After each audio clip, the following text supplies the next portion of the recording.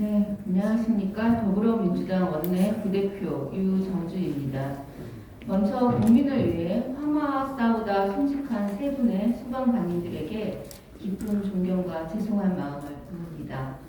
마지막 순간까지 임무를 다한 헌신은 헤아릴 수 없는 고귀함입니다.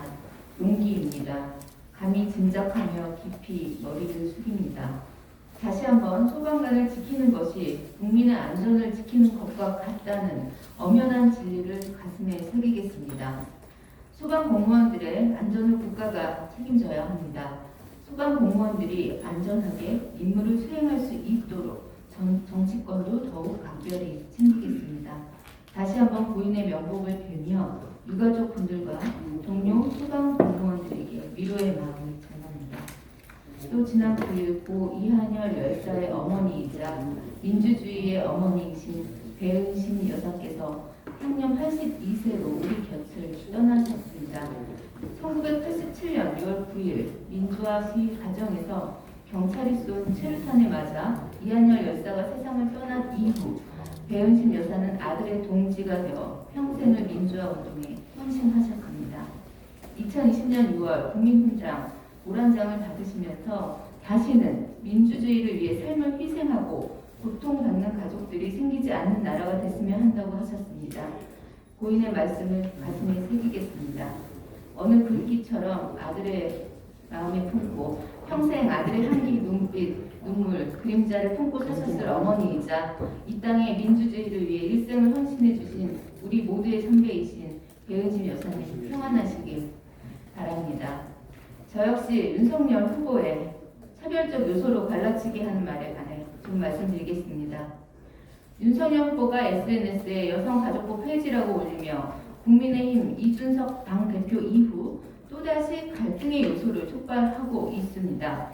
단순히 폐지만 할 것인지 그렇다면 대안은 무엇인지 대책을 말해야 할 것입니다.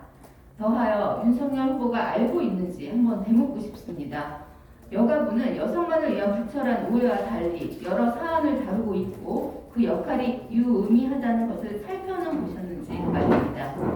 정치인이라면 폐지를 말하기 전에 오해만을 부추기기 전에 여가부가 하는 일을 면밀하게 살피고 그 역할을 다할 수 있는 보다 좋은 대안을 내놓아야 할 것입니다. 여가부 예산의 대부분은 가족 돌봄과 청소년 보호에 쓰입니다.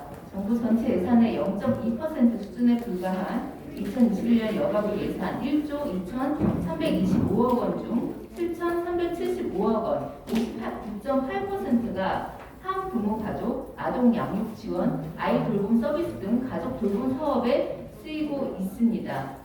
또 2,422억 원은 청소년 사회 안정망 강화 등 청소년 보호 사업에 투입됐습니다.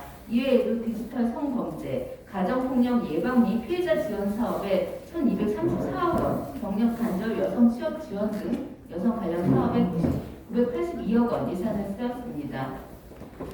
윤석열 후보님, 아동 양육을 지원받는 한부모 가족에 대한 지원, 학교 밖 청소년의 지원 문제들은 생각해 보셨습니까? 지난해 정부 지원을 받은 한부모 가족은 18만 6천여 가구가 됩니다.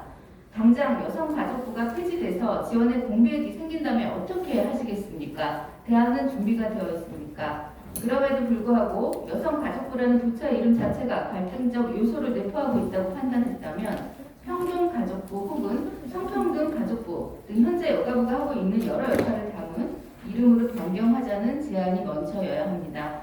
단순하게 폐지를 외치며 갈등을 촉발할 문제가 아닙니다. 윤석열 후보의 차별적 요소가 담긴 세상에 관한 세계관을 익히 들어 알고 있습니다. 여성가족부는 바로 그러한 병적인 차별이 사고가 버젓이 한국 사회에 뿌리 내리지 못하도록 하는 기능과 역할도 합니다. 여가부 안에는 평등에 관한 프로그램도 있는데요.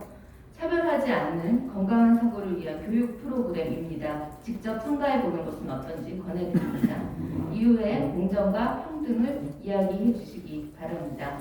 마지막으로 대선 후보 지지율이 추이가 언제부터 유의미한가는 명확하게 딱 잘라 말할 수는 없겠습니다. 그러나 여론의 변화를 체감하고 있다. 이재명 후보를 이길 수 있는 자는 나밖에 없다라고 말하는 후보가 있습니다. 네, 실제로 의미 있다고 평가되는 지지율을 보이고 있지요. 그렇다면 이제는 정책으로 토론으로 경쟁해야 합니다. 얼마 남지 않은 대선, 그 시간 동안 반사 이익에 기대어 제대로 된 검증조차 받지 않고 소위 손 안 대고 코풀기, 거부질의로 갈 수는 없겠죠. 2017년 본선 때보다 지금 현재 얼마나 달라지고 발전되었는지, 사고의 지평은 넓어졌는지 보여주시기를 고대합니다.